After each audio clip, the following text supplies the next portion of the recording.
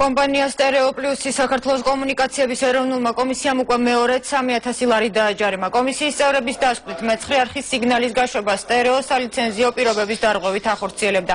აღნიშნული დარღვევის გამო სტერეო პლუს ერთხელ უკვე დაეკისრა სანქცია, რომლის კანონიერებასაც დავით ზილფიმიანი სასამართლოში არკვევს. კომპანიის ხელმძღვანელისთვის გაუგებარია, რატომ არ დაელოდა კომისია სასამართლოს განაჩენს. დავით ზილფიმიანი ჯარიმის გადახდას არ აპირებს და დავის მოგვარებას კვლავ სამართლებრივი გზით გეგმავს.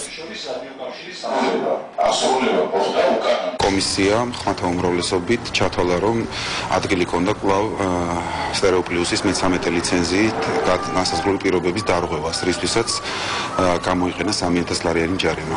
დარღვევის შინაარსი გახლავთ შემდეგი. კომისიამ მიიჩნია, რომ სტერეო პლუსი ამ შემთხვევაში ამ ლიცენზიით განსაზღვრულ სიხშირეებს იყენებს არადანიშნულებისამებრ. სამართლიანმა ადამიანმა ჯარიმა კი არ უნდა გადაიხადოს მიყენებულ ზარალს. მე პირადად მოვთხოვ იმ სამი კომისიის წევრს, რომლებმაც ხელი მოაწერეს. დღეს მოეწყო ფაქტობრივად სპექტაკლი და ცირკი იმ ფაქტზე, რომელიც უკვე არსებობდა, ანუ კერძოდ ეს ეხება დავას იმის შესახებ, რომ რამდენად კანონიერად იყენებს მეცხრე არხი სტერეო პლუსის F13 ლიცენზიით მინიჭებულ სიხშირეებს სიგნალის გასავრცელებლად, რომელზეც უკვე მიმდინარეობს სასამართლო დავა და დღეს იმავე საკითხზე, ზუსტად იმავე არგუმენტებით, ფაქტობრივად მეორედ დადგა ეს საკითხი და გამოიტანეს სანქცია სტერეო პლუსის მიმართ.